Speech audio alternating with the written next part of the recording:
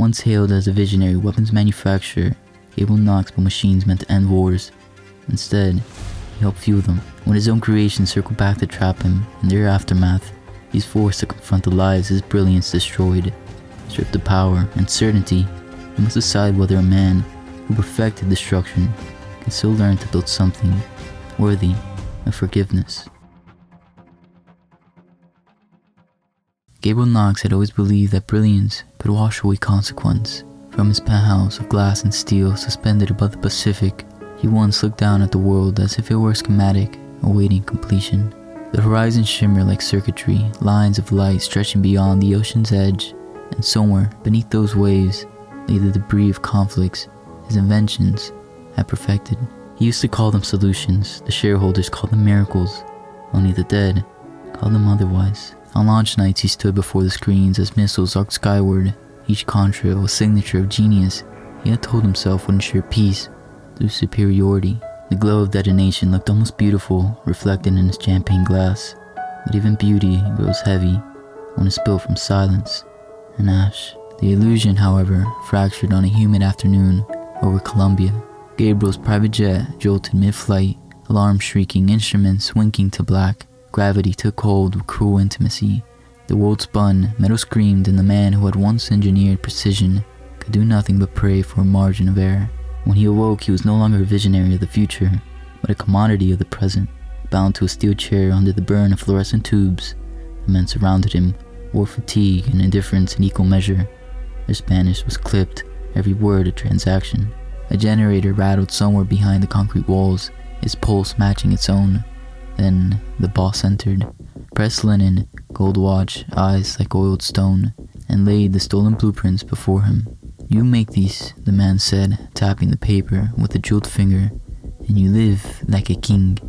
Gabriel studied the design, a portable railgun, sleek and lethal, capable of ripping through armor at the pull of a trigger. It bore his signature algorithms, theft made personal. He felt the old temptation rise in him, that itch to solve the impossible, to prove his intellect still unmatched.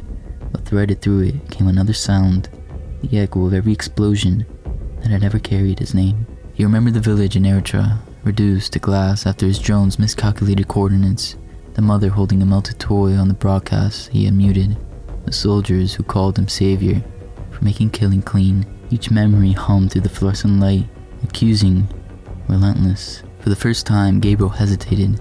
His silence drew a smile from the boss, who mistook doubt for calculation. Yet what stirred inside the engineer wasn't fear, it was recognition. All his life he had been building temples to control, and now control had built a cage for him. He lifted his gaze, meeting the cartel leaders. "I'll need my tools," he said softly. Approval flashed in the man's eyes, and the guards unbound his wrists. Around him, the jungle lab exhaled heat and voltage. Children lugging copper coils, men assembling death beneath tar-stained banners of humidity.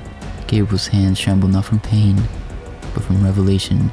He would build their weapon piece by piece, bolt by bolt, and when it was complete, and genius and guilt became indistinguishable, he would make sure it fired only once, to end it all. Days bled into one another beneath the choking humidity of the jungle. Sweat slicked Gabriel Knox's brow, streaking the grime that had become a second skin, the rhythmic hiss of welding torches merging with the jungle's low hum. Time ceased to exist. Only labor and guilt remained. Each spark that leapt from his tools illuminated ghosts that never left him. He worked without rest. His hands, once insured for millions, now shook as they guided wires into circuits.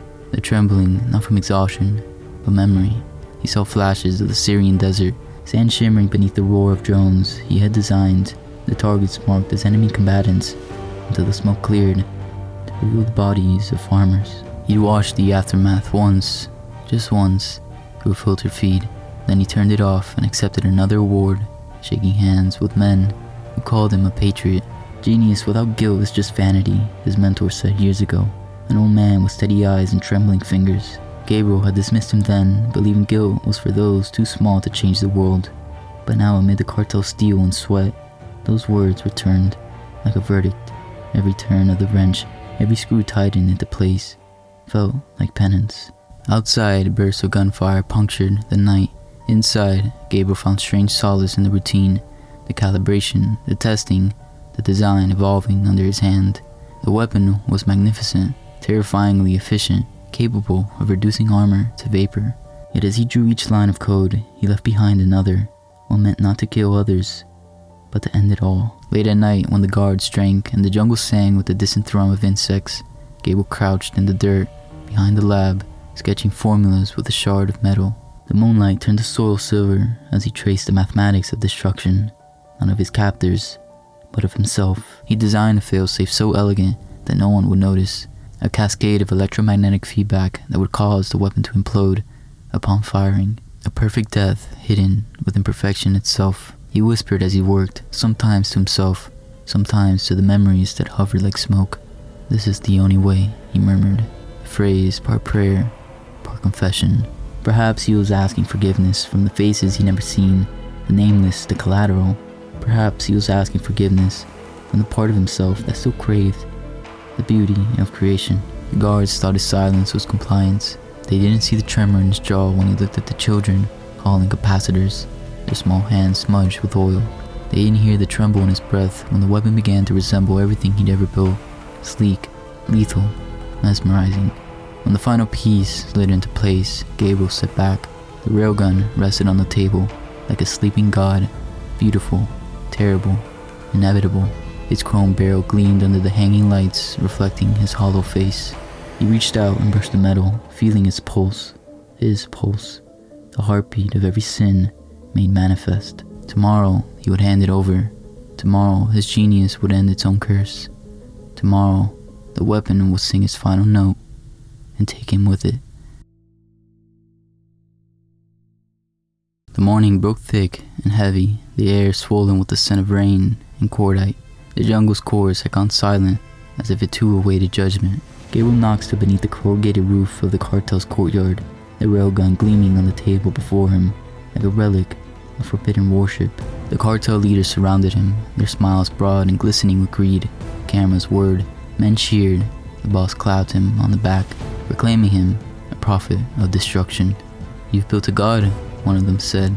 Gabriel forced a smile. He felt hollow inside, his heartbeat echoing in his skull like a countdown. The weapon's surface reflected their faces, men who believed power was eternal, that death was something reserved for others. He remembered when he thought the same. They'd handled the gun reverently, at first passing it between them with cautious wonder. Then one of the younger lieutenants, drunk on adrenaline and glory, hefted it toward the open jungle. "Let's see what your god can do," he sneered.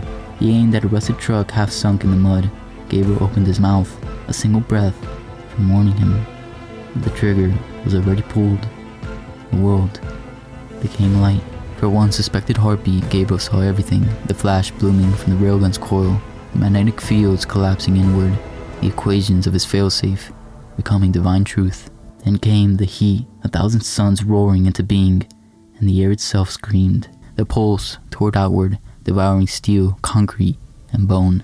The compound vanished in a storm of fire and molten glass. The jungle roared as trees snapped, birds ignited mid-flight, and the earth convulsed beneath the wrath of creation, turned against its maker. Gabriel should have died with them. He wanted to, but fate, cruel and calculating, found a different sentence. A steel door blown free by the blast crashed across his body, pinning him as the inferno passed overhead. The explosion folded the compound into a burning crater, and darkness swallowed everything. When consciousness returned, there was only silence, no screams, no engines, no life. Gabriel clawed his way out from beneath the twisted metal, his fingernails tearing, his lungs raw with soot. The world around him was grey and still, the graveyard of his own making. The sky was no longer blue, but the color of regret, heavy with ash. He stumbled through the wreckage, past melted rifles and charred bodies. His leg dragged uselessly behind him, yet he walked. For hours, then days, he drank from puddles. He slept beneath the canopy of the jungle, began reclaiming what he had destroyed. At night, the silence pressed close, whispering in the rustle of leaves. "Why me?" he asked the trees. "Why let me live?"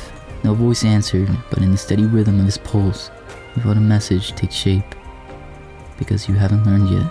Each step became penance, each breath an unearned mercy. The heat had burned away the man who believed in glory and left behind something smaller, something human, By the time he reached the river's edge and collapsed among the reeds, the world seemed both new and ancient. He looked into the mirrored surface of the water and did not recognize the face staring back. Gabriel Knox, the architect of annihilation, had died in the fire. But this man who remained had yet to discover who he was, and that meant he had work to do. The villagers who found Gabriel Knox thought they stumbled upon a ghost, a charred phantom dragged from the ashes of some forgotten war. He had staggered into their clearing, barefoot, broken, his clothes fused to his skin, his eyes fever bright and lost. When he spoke, it was in fragments, half equations, half apologies, magnetic collapse, heat resonance. I didn't mean, I'm sorry. The elders crossed themselves, the children hid behind their mothers. But the old healer, a woman whose face was a map of weathered lines, saw something else. A man not cursed, but punished. Under her watch, they nursed him in a hut of woven palm leaves, feeding him thin broth and cool water from clay jars. He fought the care at first, thrashing in fever, dreaming of explosions that erased the sky. The nights were long. In the darkness, he heard the hum of machines that weren't there, missiles whispering his name, drones crawling from the jungle, his creations returning to claim their maker. Yet between the screens of memory, something softer began to take root. The jungle's silence was not empty, it was patient. Days passed and his wounds closed. The villagers taught him to listen, to the wind threading through the canopy, to the heartbeat of rain against leaves. Slowly the tremor left his hands. When he finally stood again, weak but alive, the world seemed impossibly still. He began with what he knew. A broken radio in the village square became his first act of redemption. With bits of copper wire and pieces scavenged from a drowned drone, he restored its voice. The crackle of music that followed drew the villagers in awe. Then came water filters, small turbines spun by the river's current, lamps powered by salvaged solar cells. The children watched him work, wide-eyed, as he explained energy, current, light, not as tools of war, but as gifts of understanding. For the first time in his life, creation didn't wound, it healed. Each repair machine felt like a fragment of forgiveness, each spark, quiet absolution. At night, he would sit by the river, staring at the stars trembling on the surface. The jungle reflected them like shards of hope, scattered across black water. I built fire, he murmured one evening, voice barely louder than the breeze. Now, I will build light. The words settled in him like truth. He understood now that survival was not mercy, it was obligation. To live was to change. To change was to atone. The man who once designed weapons for power now built small miracles for survival. And in those quiet acts, he began to unmake the monster he had become. When his strength returned and the seasons shifted, Gabriel knew it was time. The villagers gathered at dawn. As he packed what little he had, he left behind blueprints for wells, turbines, and solar grids, gifts of renewal, written in a trembling hand. The healer pressed her palm to his chest. The jungle keeps no ghosts, she said. As he walked away barefoot and head bowed, the villagers wept, not for the man who was leaving, but for the one who had finally been reborn. Gabriel did not look back. The river whispered behind him, carrying his reflection away with the current. He no longer sought brilliance, only balance, only peace. Months passed before the world whispered his name again.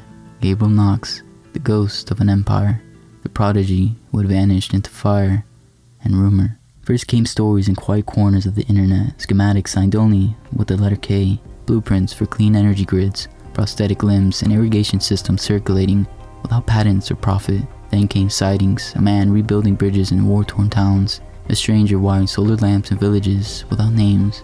Each account contradicted the last, but one truth bound them together.